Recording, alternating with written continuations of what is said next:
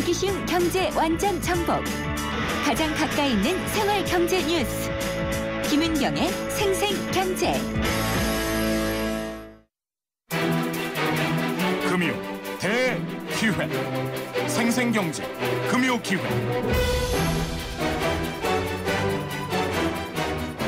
네, 생생경제 3부 금요기획으로 시작합니다. 공무원 연금 개혁안 국회 통과 못했습니다. 이 처리가 무산된 이후에도 후폭풍이 거센데요. 여야가 웃으면서 합의를 하고 그럴 땐 언제고 지금은 또 서로 니 탓 내 탓 하면서 책임 공방을 벌이고 있습니다. 특히나 뜨거운 쟁점, 왜 이걸 끌고 들어왔느냐라는 의문이 아직도 있으신 분들 많을 텐데 국민연금의 소득 대체율 50% 연계. 이 뭔 소리일까요? 이거 아시는 분들도 있지만은 어쨌든 이 노후소득 보장을 위해서 국민연금을 더 준다는 얘기입니다. 그렇게 되면 보험료를 더 올려야 되는데 이게 맞느냐 아니냐 이런 얘기들이 계속 논란이 커지고 있습니다. 그래서 오늘 금요기획에서는 공무원 연금 개혁안을 직접 만드신 분입니다. 국회 공무원 연금 개혁 실무기구 공동위원장이신 김연명 중앙대 사회복지학과 교수님 모시고 이 개혁안 어떻게 만들어졌고 왜 이게 다 논란이 되고 있는지 조목조목 짚어보도록 하겠습니다. 김연명 교수님 나오셨습니다. 안녕하십니까? 예, 안녕하십니까? 네, 성함 발음이 어려워서 제가 자꾸 불러서 죄송합니다. 예, 우선 다른 논란은 다 차치하고요. 본론으로 들어가서 이 125일 동안 만들었던 공무원 연금 개혁안 결국은 국회 처리가 안 됐잖아요. 못 됐잖아요. 많이 아쉬우셨죠? 예, 우리나라에서 이렇게 국가를 막 뒤흔들 만한 중요한 정책 현안들이 몇 가지가 있잖아요. 네. 예를 들어 4대강, 연금 이런 문제. 네. 근데 그런 중차대한 문제에 대해서 길거리에서 관련 당사자들이 막 투쟁하고 막 이러지 않고 국회라는 의사결정 기구에서 네. 모여서 이해관계를 조정하고 타협을 이루어내고 거기에다가 여야 정치권의 대표가 네. 사인까지 하고 말 그대로 우리가 외국에서만 존재하는 사회적 대타협을 해낸 겁니다. 네. 우리나라 근대 역사에서 이런 경우가 없었어요. 1997년에요. 외환위기 나타났을 때 민주노총에서 노동법 개정을 정부하고 타협을 했었어요. 네. 그러다가 민주노총 지도부 다 날아갔어요. 그랬죠. 네. 예. 그리고 최근에 노사정위원회에서 노동시장 개혁한다고 대타협 시도했다가 그것도 안 됐잖아요. 네, 결국 노축이 예. 토론에 안 참여하기로 했죠. 예, 그래서 이렇게 중요한 일을 했는데 정치권에서 이걸 지켜내지 못한 게 굉장히 좀 아쉽고 이건 반드시 지켜져야지 앞으로 이게 이제 사회 문제를 해결하는 네. 하나의 전범이 될 수 있다 이렇게 생각을 합니다. 그러면 더 원론적으로 제가 여쭤볼게요. 그러면 이 실무기구에서 어쨌든 최선을 다해서 만드셨을 것은 분명한데요. 이 개혁안 최선이라고 생각하시나요? 예, 저는 공무원들이 연금의 최소한의 기능을 유지하면서 양보할 수 있는 선. 예. 국가도 국가 재정 절감이라는 것을 국민들한테 설득시키는 선. 네. 그 선이 적절하게 균형점을 찾은 합리적인 개혁이라고 생각을 합니다. 합리적인 개혁안이었고 예. 그것을 여야가 아름답게 합의를 한 모양새를 띄었던 거군요. 네네. 근데 여야가 어떻게 이렇게 이견이 잘 조율이 됐을까요? 협상을 국회에서 했는데요. 네. 한숨을 벌써 2번 쉬시는 것 같은데. 그 과정이 예. 너무너무 힘들었어요. 좀 소개 좀 해주세요. 한 5번 합의가 결렬되기 직전까지 갔다가 다시 시도하고 다시 네. 시도하고 그 과정에 참여하신 양당의 간사요. 제가 그분들 새누리당은 조원진 의원, 네. 새정치는 강기정 의원인데 네. 이분들이 한 일을 제가 깊숙이 지켜봤고 많이 논의를 했는데 정치인 그러면 우리 사회에서 별로 인식이 안 좋은데 네. 저는 그분들 칭찬하고 싶어요. 이 어려운 과정을 그분들은 우리하고도 싸워야 되고 가서 네. 당내 강경파들하고도 싸워야 그렇죠. 되고 이런 과정을 그분들이 굉장히 잘 하셨어요. 그렇기 때문에 중간에 결렬될 뻔했던 6, 7차례의 고비를 잘 넘기고 예. 마지막까지 사인할 수 있었던 겁니다. 그렇군요. 그 7번의 큰 고비. 예. 이것들의 쟁점은 다 달랐나요? 아니면 다 달랐죠. 다 예. 달랐어요? 예. 예를 들면 대표적인 게 국민연금 소득대체율 50% 인상이라는 그 수치를 넣을 것인가 말 것인가. 네. 결렬 직전까지 갔다가 합의가 됐고. 예. 그다음에 공무원연금의 보험료가 지금 7%잖아요. 네. 그거를 노동단체에서는 죽어도 8.5% 이상 못 올리겠다고 그랬고, 정부 쪽에서는 10%까지 가야 된다고 네. 했고, 공무원 단체 대표로 오신 분들은 돌아가서 타협안을 설명을 해야 되고 우리가 이만큼 했습니다라고 지지를 받아야 되잖아요. 그렇죠. 그러니까 자기네들도 조금만 내야 돼요. 그래서 결렬이 될 뻔했는데 가까스로 중재를 해서 9%로 타협이 된 겁니다. 7에서 10 사이. 예. 이런 여러 가지가 너무너무 많아요. 근데 어쨌든 여야는 아름답게 웃으면서 사인을 했어요. 그렇죠. 대표가. 예.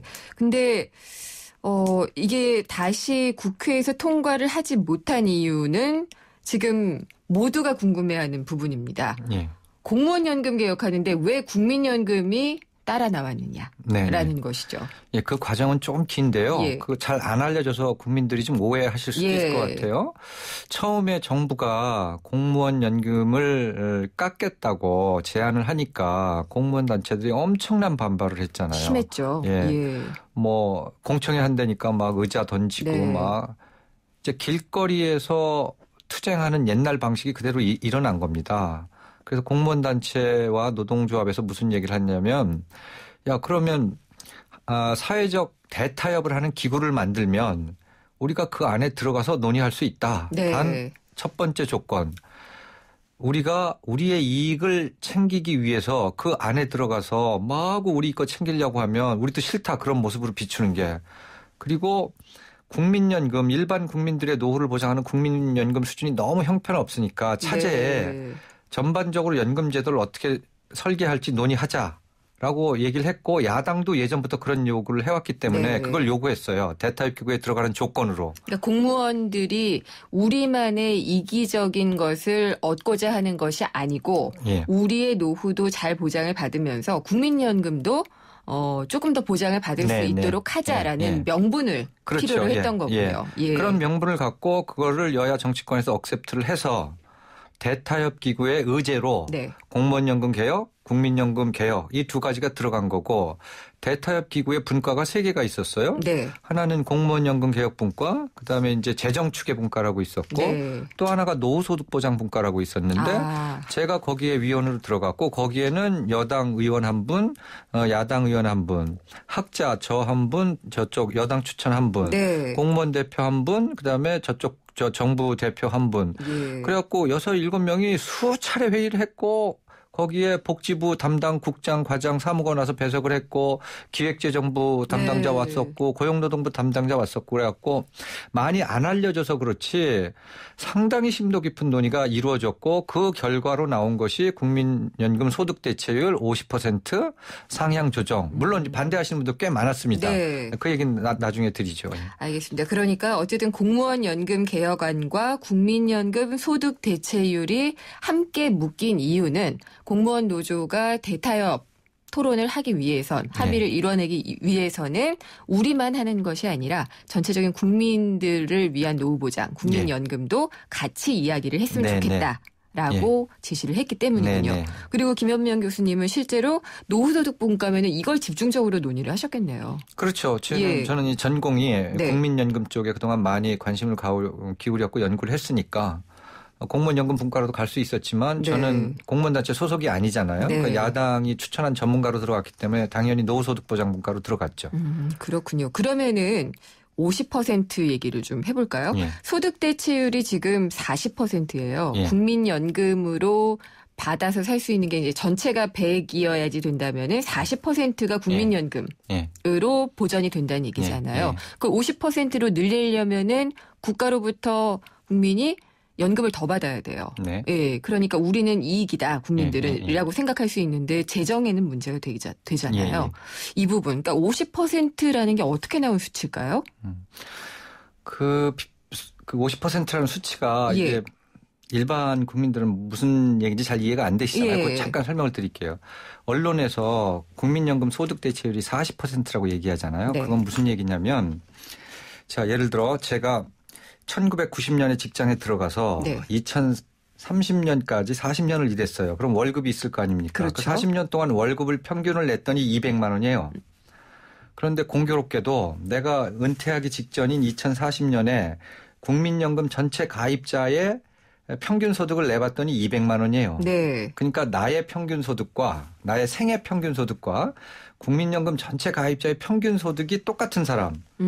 그러면은 이제 중간 정도의 월급을 받은 사람이라고 볼 수가 있겠죠. 네. 그분이 40년 동안 보험료를 내면은 연금액을 얼마를 받냐면 자기 생애 평균 소득이 200만 원이잖아요. 네. 그러면은 현재 그 법에 의해서 연금액을 산출하면 80만 원을 연금 받게 돼 있어요. 그러면 80만 원을 200만 원으로 나누면 40%가 나오잖아요. 그러네요. 예. 그 40% 의미가 바로 그겁니다. 네. 가장 평균적인 월급을 받는 사람이 40년간 보험료를 납부했을 때 네. 받을 수 있는 연금액이 예. 자기 생애 평균 소득의 40%라는 얘기예요. 그러니까 200만 원 월급을 받는 분이 40년 동안 보험료를 내면 예. 40%인 80만 원을 사망할 때까지 연금으로 받는 거죠. 그런데 40년 동안 보험료를 낼 수 있는 사람이 없어요. 저도 그게 지금 궁금해서 네. 질문 드리려던 차인데 40년을 만근을 하는 사람이라는 게 현실적으로 없지 없죠. 않나요? 그래서 정부에서 국민연금의 장기 재정 추계를 때 평균 가입 기간을 23년이나 4년 정도로 잡아요. 그래서 공식적으로 이제 24년으로 보는 게 맞는데 예. 그냥 이제 청취자들이 좀 어려우니까 25년 가입한다고 가정을 합시다. 그러면 네. 소득 대체율이 40%가 되는 게 아니고요. 25%가 돼요. 실제로 실제 그러니까 소득 대체율이 25%밖에 안 되는군요. 25%니까 네. 200만 원에 25%니까 얼마예요? 50만 원이죠. 그러니까 현재 연금 구조에서는 가장 평균적인 소득을 버는 사람을 홍길동이라고 하면 홍길동의 연금액은 25년 동안 보험료를 납부하면 대략 200만 원에서 25%인 50만 원을 받아요. 네. 그러면 이번에 그 실무기구에서 합의한 50%는 뭐냐? 네. 홍길동을 기준으로 계산한 40%를 50% 수준으로 올리자라는 겁니다. 네. 그러면 전체적으로 국민연금을 받는 금액이 조금 많아지겠죠. 그렇죠. 예. 그래서 계산을 해보면 예. 아까 얘기한 것처럼 25년 가입한 사람이 받는 연금액이 50만 원이면 그걸 50% 수준으로 상향 조정하면 62만 원 정도 됩니다. 네. 그러면 62만 원이 어느 정도의 가치냐. 2015년도 올해 1인 가구 최저 생계비가 61만 5천 원이에요. 네. 그러니까 소득 대체율을 50%로 올리자는 얘기는 국민연금 같은 공적연금의 보험료를 성실히 납부한 중산층이 나중에 최저 생계비 수준의 연금은 받게 하자. 네. 이 얘기입니다. 공적 연금만으로도 네. 최저의 생활이 가능하도록 네, 네. 하자라는 그런 취지인 거죠. 예, 그리고 그 50%라는 수치는 예. 과거에 연금학자들 사이에서 이 정도 수준은 가야 되겠다고 상당히 광범위한 합의가 있었던 수치이고 예. 노후소득보장분과에서 뭐 60%, 50%, 45%, 40% 네네. 여러 가지 얘기가 나왔는데 노동계하고 야당 측에서 50%는 적당하겠다고 해서 그거를 요구를 한 겁니다. 네. 그래서 저는 그냥 야당이 제시한 이렇게 알고 있었는데 아닙니다. 절대 아니고요. 그동안 이렇게 많이 제시가 되어 왔었던 역사적 배경이 있었던 거군요. 겁니다. 예. 굉장히 친절한 설명을 저희가 잘 들었고요. 어쨌든 국민연금이 나온 이유 그리고 이 소득 대체율을 40%에서 50%로 올리는 것이 왜 나왔는지에 대한 배경은 저희가 지금 충실하게 좀 들어본 것 같습니다. 금요기획 지금 공무원연금 개혁안 논란에 대해서 이야기를 나누고 있고요. 중앙대 사회복지학과의 김현명 교수님 나오셨습니다. 국회 공무원연금개혁 실무기구 공동위원장을 지내셨습니다. 생생경제 3부 여기까지고요. 금요기획은 4부에서도 이어집니다. 잠시 후에 다시 뵙겠습니다. 차오르 정렬 2588 요즘 안전하고 괜찮은 대리운전 찾기 힘드시죠? 묻지도 말고 따지지도 말고 2588 불러보세요. 이 홍제동 김수미 허튼 말하지 않습니다. 잘생겼어 2588 잘생겼다 2588 네, 생생경제 오늘 금요일은 경제 퀴즈를 통해서 청취자 여러분께 선물 드리고 있죠. 오늘의 아주 쉬운 경제 퀴즈입니다. 오늘 지금 3, 4부 진행하고 있는 금요기획 주제 공무원 연금 개혁 관련된 퀴즈인데요. 공무원 연금 개혁안이 국회에서 논의가 되다가 갑자기 이것에 소득 대출 50% 인상 연계를 한다는 얘기가 나오면서 끝내 본회의 처리가 무산이 됐습니다. 공무원 연금, 공무원이 내고 받는 거잖아요. 이것은 국민이 내고 받는 연금입니다. 이것은 무엇일까요? 이게 오늘의 문제였습니다. 보기는 1번 비자금, 2번 국민연금, 3번 축의금입니다. 제가 오늘 계속 반복해서 얘기를 하고 있는 단어 골라주시면 됩니다. 보기 다시 드리면은 1번 비자금, 2번 국민연금, 3번 축의금입니다. 퀴즈 정답은 우물정의 0945번으로 보내주시면 되고요. 정답 보내주신 분들 중에 추첨을 통해서 경제신간에서 소개를 해드린 책 공부의 배신 그리고 참 쉬운 중국어 문정아 중국어에서 드리는 온라인 수강권 보내드리겠습니다. 4시 뉴스 듣고 생생경제 예, 제가 지금 그대로 보다가 잘못 봤군요. 예, 4부 이어가도록 하겠습니다.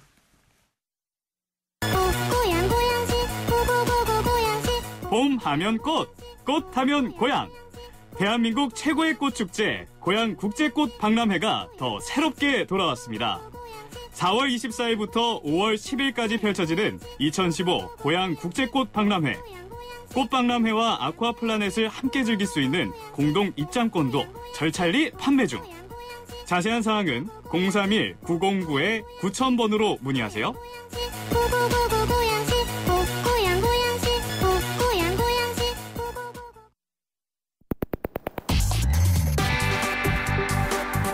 어려운 경제학은 가라. 귀에 쏙쏙 들어오는 김인경의 생생경제.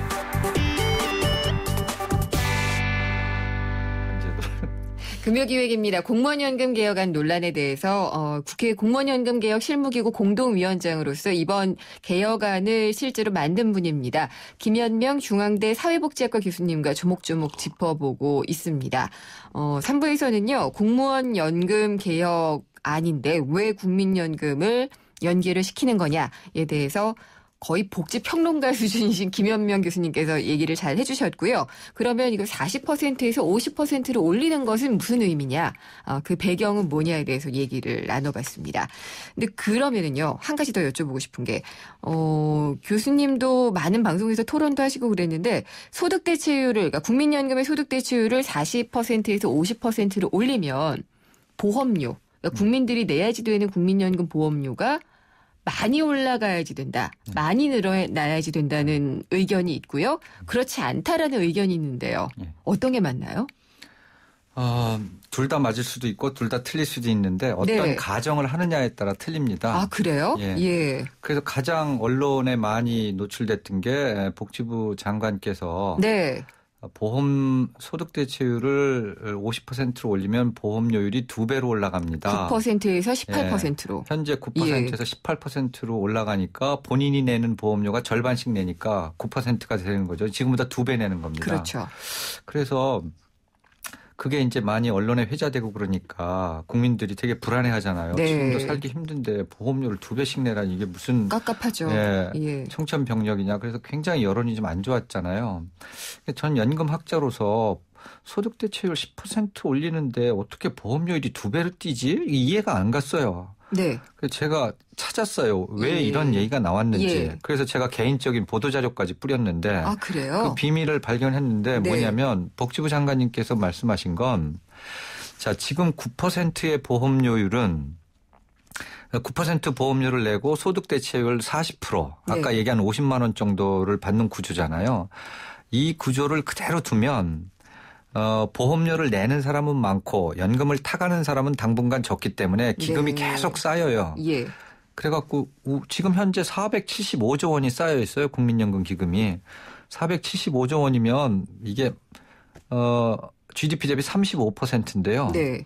세계에서 가장 많이 쌓아놨어요. GDP 대비율로. 근데 고령화가 빨리 진행되고 있어서 걱정인 거잖아요. 그러니까요. 예. 이게 이 구조를 그대로 가게 되면 2040년대 가면 GDP의 50%까지 쌓여요. 네. 2,500조. 그러다가 기금이 쑥 줄어들어갖고 2060년에 가면 0원이 됩니다. 기금이. 아, 그런 그러니까 한참 쫙 올라갔다가 기금이 예. 쭉 이렇게 소진이 돼요. 예. 그럼 이제 여기서 논란의 핵심은 좀 어려운 얘기인데 설명을 드릴 수밖에 없습니다. 이 문제를 이해하지 않으면 네. 왜 논쟁이 벌어지는지에 대해서 이해가 안 돼서. 자, 그러면 2040년에 GDP의 50% 현금가 기준으로 2,500조 원이 20년 사이에 0원이 돼요. 네. 연금을 다 줘야 되니까. 그러면은 GDP 50%가 국민연금 기금으로 적립돼 있는데 그 돈을 5만 원짜리로 땅에 묻어두는 건 아니잖아요. 주식에 투자하고 그렇죠. 채권에 투자했고 수익을 부동산 내죠. 투자하고 들어가 있는데 예. 연금을 주려면 주식 팔아야 되고 채권 팔아야 되고 부동산 팔아야 되잖아요. 그런데 이게 뭐 한 1,000억 이 정도면 상관이 없어요. 근데 GDP의 50% 되는 돈을 현금화 시키기 시작하면 그날로 네. 우리나라 주식시장 붕괴돼요. 그건 무슨 말씀이시죠? 자, 한번 생각을 예. 해보세요. GDP의 50%가 예. 20년 만에 0원이 돼요. 네. 그러면 1년에 똑같이 나눠서 현금화를 시킨다고 하면 1년에 GDP의 2.5%에 해당되는 자산을 팔아서 현금화 시켜야 돼요. 네. 그러면 우리나라 GDP가 지금 예를 들어 1,500조라고 하면 GDP의 2.5%면 대략 한 40조 원 정도 돼요. 네. 40조 원을 현금으로 바꿔줘야 돼요. 그러려면 거기서 주식 팔아야 되고. 그렇죠. 그럼 주식이 한 뭐 25% 들어가 있다고 쳐봐요. 그럼 10조를 예. 주식시장에 1년 만에 내놔야 돼요. 네. 주식시장 붕괴됩니다. 근데 왜 그렇게 고갈이 된다라고 시나리오가 나오는 건가요? 아, 왜 고갈이 되냐고요? 이거는 지금 고갈이 되는 고갈이 되는 금액을 이유는 얘기하십니까? 간단해요. 국민연금은 자기가 낸 보험료보다 훨씬 더 많이 타가요. 평균 1.8배. 네. 그러니까 5천만 원 보험료 내면 8천만 원 타가는 구조입니다. 네. 그러니까 기금 고갈이 날 수밖에 없어요. 그 국민들 중에는 야, 그 국민연금 기금 뭐 정치인들이 돈 빼먹어서 고갈되는 거 아니야? 그리고 서류상에만 있고 뭐 어디다 빼먹은 네, 거 아니야? 그럴 수 다 있죠. 그렇게 생각하시는데 예. 제가 국민연금 기금을 한 20몇 년 감시를 해왔는데요. 그런 일은 없었어요. 그래서 기금이 고갈 나는 이유는 낸 돈보다 많이 받아가기 때문에. 그래서 국민연금이 일반 사보험보다 훨씬 더 노후 보장에 좋다라고 이제 정부에서 얘기를 하는 겁니다. 예, 그 얘기는 뭐 일반적으로도 많이 하고 예, 있는데 그러면은 그 2060년에 고갈이 되기 20년 전이면 2040년. 예. 그때부터 급격하게 받아가는 사람이 많아지는 거예요. 그렇죠. 예. 예. 그러면은 그 전에는요? 전에는 급격하게 늘어나지 않기 때문에 예, 서서히 늘어나는 서서히 거죠. 늘어나서 예. 고갈이 안 된다. 예. 그래서 그러면은 지금 다시 그 보험료를 많이 내야지 되느냐 아니냐 그 얘기로 다시 돌아가야 될 것 같아요. 자, 그러면 네. 2060년에 기금 고갈이 난다고 쳐봐요. 기금이 네. 없는데 연금을 어떻게 주냐. 못 많은 주죠. 국민들이 이제 그것 때문에 예. 불안해하는 거 아닙니까? 기금 고갈 날 건데 내가 보험료를 왜 내? 난 안 들을 거야. 다 99% 국민이 다 그렇게 생각을 해요. 그런데 세계적으로 국민연금 기금 고갈 나서 연금 안 준 나라가 없어요. 그리고 더 중요한 건 우리나라처럼 국민연금을 많이 쌓아놓고 연금제도를 운영하는 나라가 오히려 소수예요. 우리나라, 미국, 일본, 스웨덴, 캐나다 한 5나라 정도예요. 네. 나머지 나라들은 연금을 어떻게 주냐. 대표적인 게 독일인데 네. 독일은 연금을 어떻게 주냐면요. 독일이 매년 GDP의 10%에 해당되는 금액을 연금으로 지출을 해요. 노인들에게. 네. 독일이 요새 가장 잘 나가잖아요. 그렇죠. 경제 좋고. 예. 그래서 일각에서는 그럽니다. 연금학자들끼리 모여서 지금 세계에서 가장 행복한 사람은 독일 노인들이다. 경제가 잘 돌아가니까 연금 충분히 줄 수 있는 거예요. 네. 근데 어떤 방식으로 주냐. 연금을 주기 위해서 1년에 예를 들어 50조가 필요하다. 그럼 젊은 사람들한테 50조를 보험료로 걷고 모자라는 부분을 세금으로 충당하는 겁니다. 매칭을 시키는군요. 그렇죠. 나갈 네. 돈과 들어올 돈을 매칭을 시켜갖고 예. 모자르면 세금을 일부 보태요. 그러니까 독일은 돈이 하나도 없어요. 기금이. 뭐 네. 7일치 뭐 10일치 이것밖에 없어요. 그러니까 그 달에 돈을 안 거두면 연금 못 줘요. 자, 그래서 예. 그럼 2060년에 기금 고갈이 되면 독일 방식으로 하면 되지. 네. 이렇게 생각할 수 있잖아요. 그럴 수도 있죠. 예. 그런데 그게 굉장히 위험하다라는 거예요. 왜요? 왜 위험하냐. 예. 그 복지부 장관님이나 혹은 복지부에서 하는 얘기는 그게 굉장히 위험하다. 그리고 그건 맞는 얘기예요. 자, 2060년에 기금 고갈이 나면 2060년 12월 달까지 네. 보험료를 내는 사람은 9%만 내요. 예.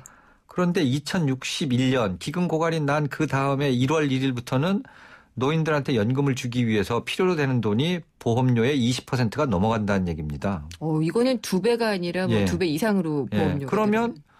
아니 갑자기 한 달 만에 보험료를 2배 이상 인상해 이거 말이 안 되잖아요. 그렇죠. 그러니까 복지부에서 하는 얘기는 그런 얘기입니다. 그때 시점에 2060년 시점으로. 예, 그게 말이 안 되니까 예. 그건 맞는 얘기고 저도 그렇게 생각을 하고 그래서 그러면은 어떻게 할 거냐.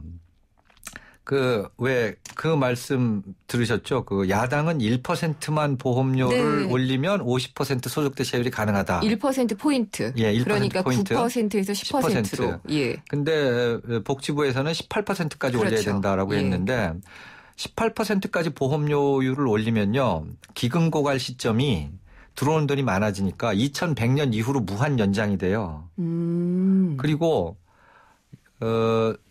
돈이 쌓여 있는 비율, 예를 들면 이제 국민연금에 돈이 쌓여 있으면 그 보험료를 걷지 않고 쌓여 있는 돈으로 얼마나 연금을 몇 년치를 줄 수 있을까? 그걸 적립 배율이라고 하는데 네. 2080년도 중반에요. 예.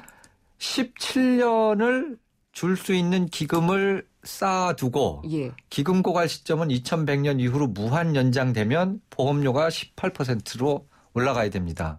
예. 그러니까 그건 무슨 얘기냐면 지금 어려운 얘기인데 너무 많이 쌓아두는 거예요. 그렇군요. 필요 이상으로. 그러니까 국민연금 기금을 항상 우리는 창고를 막 쌓아두고 예. 거기서 이렇게 빼가지고 주는 식으로 예. 해야지 되기 때문에 고갈이 두려운 것이고 예, 예. 독일 같은 경우에는 원래 창고는 비어 있고 예. 그다음에 그 달에 세금 걷어서 예. 예, 재정도 예. 투입을 해서 같이 주는 예. 그런 방식이기 때문에 예, 그러니까 독일식하고 우리나라 예. 방식하고 어떤 게 더 좋으냐는 학계 오래된 논쟁이에요. 네. 그래서 우리나라가 갑자기 독일식으로 갈 수도 없고 다람쥐하지도 그렇죠. 않아요. 예.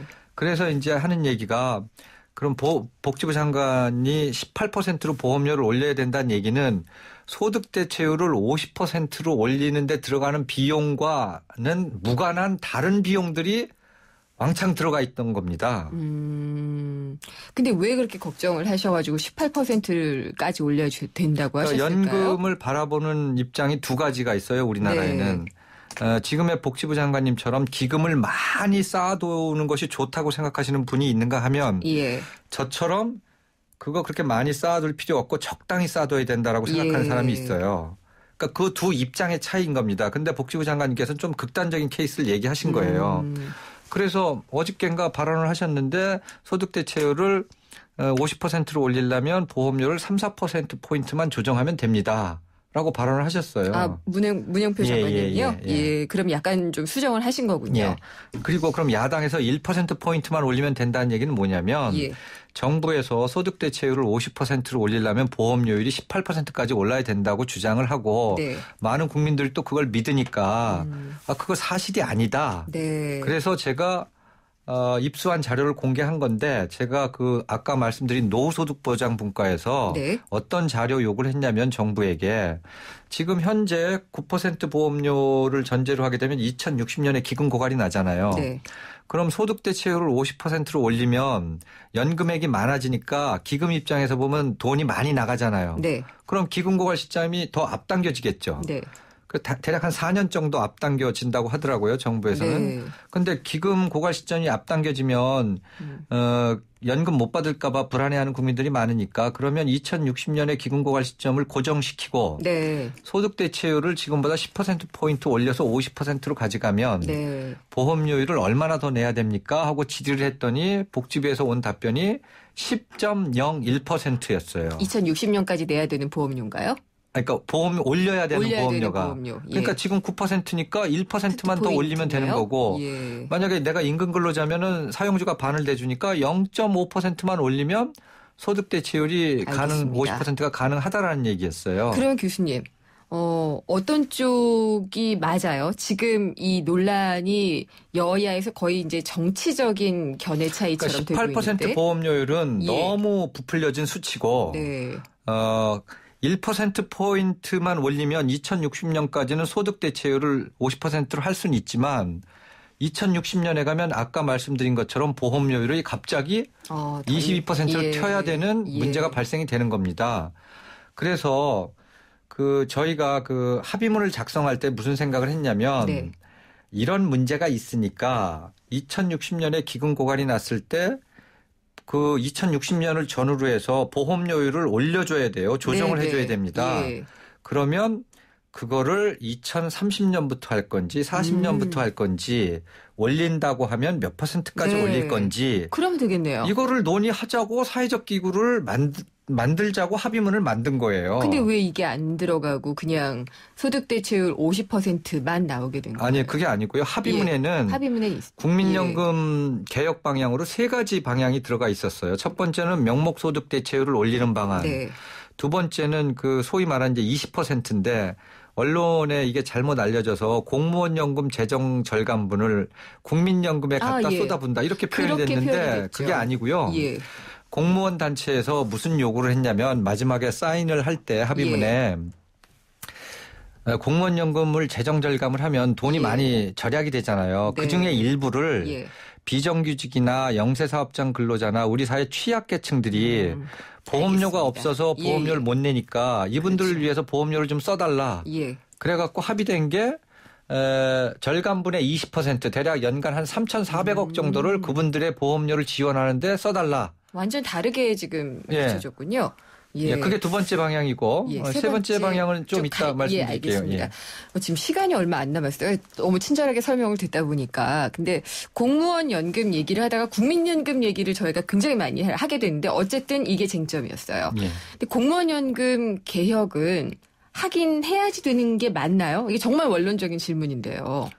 저는 그렇게 예. 생각하지 않습니다. 물론 개혁 안 해도 된다는 말씀이신가요? 예, 기본 구조는 안 바꾸는 게 전 낫다라고 생각을 하고요. 다만 예. 지금 연금을 받으시는 분 중에 굉장히 많이 받으시는 분, 고액. 예, 그다음에 고액 연금자, 그다음에 지금의 한 40, 50대 분들도 역시 연금을 많이 받거든요. 네. 그래서 그분들은 좀 양보를 하실 필요가 있다라고 생각이 들고요. 왜 공무원 연금을 높게 유지하는 게 중요하냐? 국민연금은 너무 낮아서 국민연금이 비정상이에요. 네. 공무원연금이 정상입니다. 예. 특히 공무원연금은 높게 해주는 게 왜 중요하냐면 공무원들은 정책 결정 권한을 갖고 있고 고급 정보를 갖고 있어요. 이분들이 정책 결정 권한과 정보를 공평하게 합리적으로 쓰지 않으면 즉 네. 부정부패를 하기 시작하면 시장 경제가 유지가 안 돼요. 예. 관폐화 문제가 대표적으로 그런 문제잖아요. 네네. 그 연금을 깎게 되면 상위직의 관폐화 문제가 하위직 관폐화 문제까지 이게 이전이 될 가능성이 높습니다. 저는 엘리트들이 유입되기도 어렵지 않을까 이런 생각을 얼핏 당연하죠. 해봤고요. 예, 예. 근데 그러면은 교수님의 의견은 공무원 연금 개혁 안을 만드시면서도 그냥 둘 필요도 있다라고 생각을 하신 거네요. 저는 그렇게 생각을 했지만 네. 정부가 재정이 어렵다고 하고 깎아야 된다고 하는 국민 여론이 많으니까 네. 그걸 수용을 한 거죠. 공무원 단체에서. 예. 알겠어요. 그러면은 그런 생각을 가지면서도 이렇게 개혁안을 만드시는 작업은 쉽지 않았을 것 같다는 생각이 좀 들고요. 그러면 그래도 이 정부의 기치를 올렸기 때문에 공무원 연금 개혁은 어떻게든 좀 밀어붙일 것 같거든요. 그래서 예. 5월 2일 날 합의한 그 수준이면 저는 네. 합리적인 수준이라고 봅니다. 그 합의안이 네, 네. 합리적인 수준이니까 예. 이게 통과가 됐었어야 된다. 네, 네, 맞습니다. 어떻게 될까요, 앞으로? 그럼 제가 정치인이 아니라서 모르겠습니다. 근데 예. 아무튼 제가 서두에서 말씀드렸지만 네. 국가의 운명이 걸린 중차대한 문제에 대해서 이렇게 평화적이고 대화를 네. 통해서 서로 양보하고 합의한 적이 없어요. 네. 최초의 경험입니다. 알겠습니다. 이 정치적 의미를 좀 높이 평가해야 된다라고 생각을 합니다. 예. 네, 저 이제 맞춰야 될 시간이 있는데 금요기획은 항상 오늘의 주제를 가지고 정의를 내리거든요. 교수님께 공무원 연금은 무엇인가요? 공무원 연금은 무엇이다. 정의를 좀 내려주시죠. 공무원 연금이요? 네. 공무원 연금은 시장 경제를 유지하는 파수꾼이다.